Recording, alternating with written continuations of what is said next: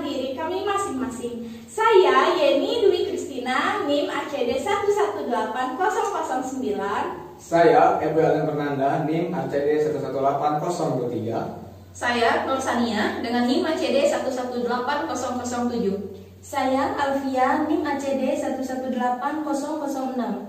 Saya Yulita Naomi, NIM ACD 118004. Saya Melkisedek, NIM ACD 118015.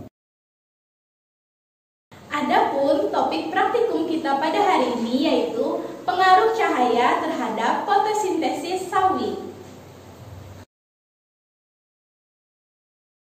Adapun tujuan dari praktikum ini ialah yang pertama, mahasiswa mampu menyemai benih sawi secara hidroponik. Yang kedua, mahasiswa memahami konsep pengaruh cahaya terhadap proses fotosintesis yang terjadi pada benih sawi. Tujuan yang ketiga, mahasiswa mampu menganalisis fenomena yang terjadi terkait proses fotosintesis. Tujuan yang keempat, mahasiswa memiliki perilaku cinta lingkungan dengan menanam sayuran skala rumahan.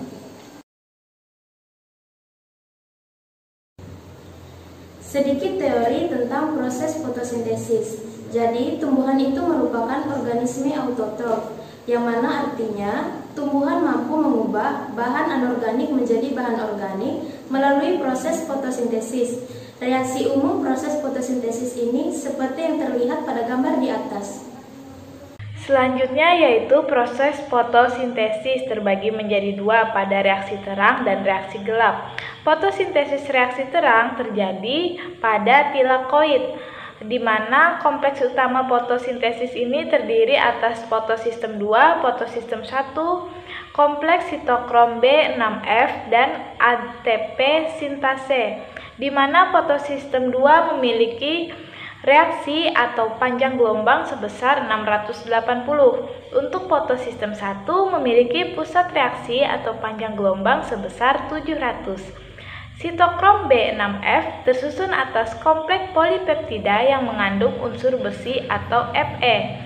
Untuk ATP sintase adalah gugus polipeptida yang mengubah ADP dan fosfat anorganik atau PI menjadi ATP dan H2O. Untuk fotosintesis pada reaksi gelap itu terjadi di stroma menggunakan siklus Kelvin. Dibutuhkan 2 kali siklus Kelvin untuk menghasilkan 1 molekul glukosa yang utuh. Pengaruh cahaya terhadap pergerakan kloroplas dalam sel. Jadi, kloroplas ini mampu beradaptasi terhadap intensitas cahaya.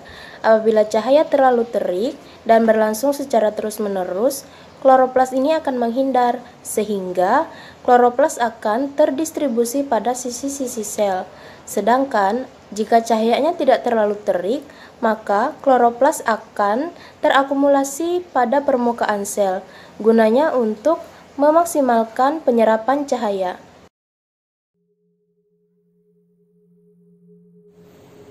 Adapun alat dan bahan yang kita perlukan, yang pertama yaitu 1 buah pisau, yang kedua ada 2 papan datar, Kemudian yang ketiga, 3 buah spons, dan yang keempat, 1 buah baskom. Selanjutnya bahan yang digunakan yaitu ada air dan bibit sawi.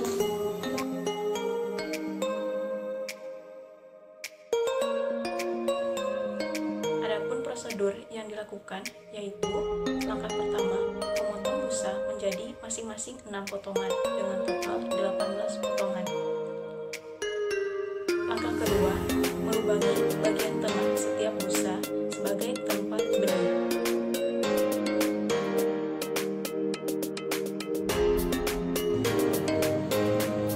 Prosedur yang ketiga, rendam dan remas potongan busa hingga busa lembab.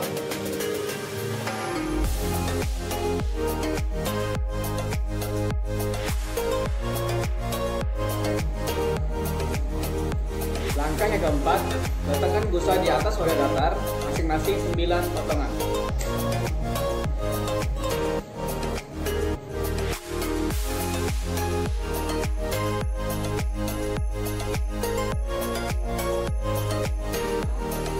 Langkah yang kelima, memasukkan benih sawi ke dalam busa.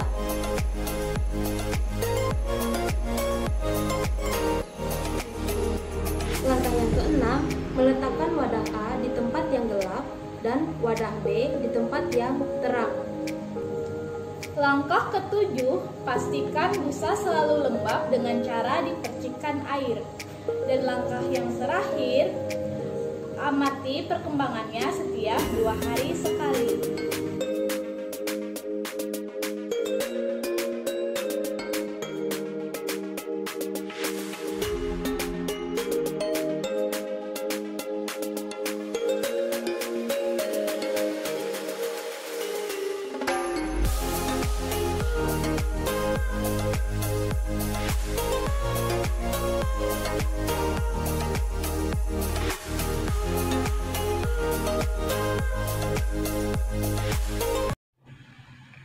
Diskusi nomor 1, adakah perbedaan rata panjang batang tanaman sawi di tempat A dan B? Jika ada, apa faktor penyebabnya? Jawabannya ya ada, di mana batang sawi lebih panjang di tempat gelap daripada di tempat terang. Faktor penyebabnya adalah adanya fotomorfogenesis atau etiolasi atau tumbuhan yang kekurangan cahaya matahari, di mana terjadi ketidaknormalan hormon. Di sini, ketika di tempat gelap, hormon auksin akan bekerja lebih aktif. Mengapa demikian? Karena hormon auksin memiliki sifat yang peka terhadap cahaya. Artinya, ketika terkena cahaya matahari, kinerjanya akan terhambat. Sedangkan ketika di tempat gelap tidak ada sinar matahari, hormon ini akan berpacu lebih aktif.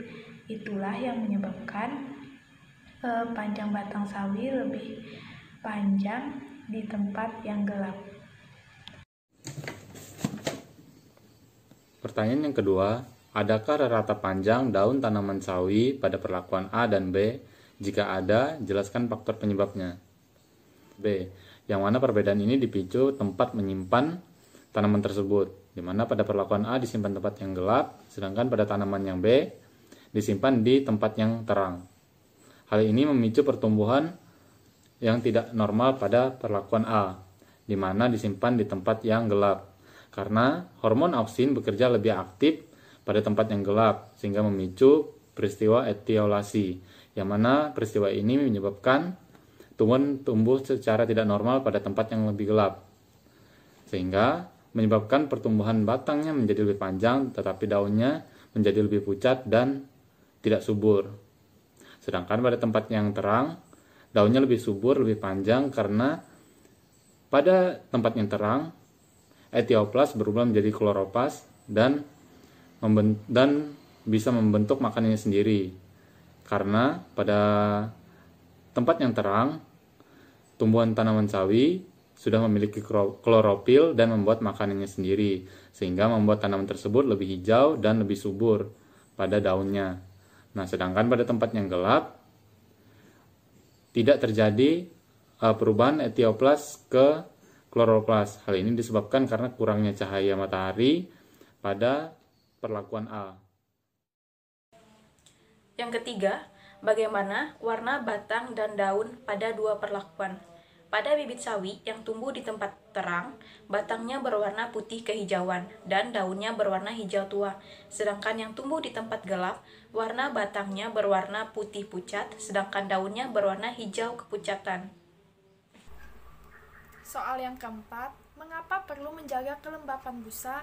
Jawabannya, air pada spots atau busa memiliki peran penting, yaitu berguna untuk mengaktifkan sel-sel yang bersifat embrionik di dalam biji, melunakkan kulit biji, dan menyebabkan berkembangnya embrio dan endosperm. Selain itu, memfasilitasi untuk masuknya oksigen ke dalam biji, mengencerkan protoplasma dan media angkutan makanan dari kotiledon ke daerah titik tumbuh tumbuhan. Konsep fotosintesis berdasarkan hasil percobaan dapat diketahui bahwa di sini cahaya matahari merupakan faktor penting dalam berlangsungnya proses fotosintesis. Sawi yang diletakkan di tempat yang terang atau terbuka secara terus-menerus ini akan mengakibatkan kloroplas menghindar dan terdistribusi pada sisi-sisi sel. Inilah yang menyebabkan mengapa Pertumbuhan sawi di tempat yang terang ini menjadi lebih baik dibandingkan pertumbuhan sawi di tempat yang gelap. Karena di tempat yang terang, sawi ini akan mendapatkan sinar matahari dan nutrisi yang cukup. Dan biasanya juga sawi yang di tempat terang ini memiliki daun yang tebal, batang yang kokoh, dan pertumbuhan akar yang banyak. Sedangkan sawi yang diletakkan di tempat yang gelap, ini akan mengakibatkan kloroplas terakumulasi di dasar sel, sehingga terjadinya proses etiolasi karena kekurangan cahaya. Akibat etiolasi ini, sawi ini memiliki daun yang pucat, batang yang tipis, dan pertumbuhan daun yang kerdil karena kekurangan klorofil. Demikian praktikum dari kelompok 2, kurang dan lebihnya kami mohon maaf. Sekian dan Terima kasih.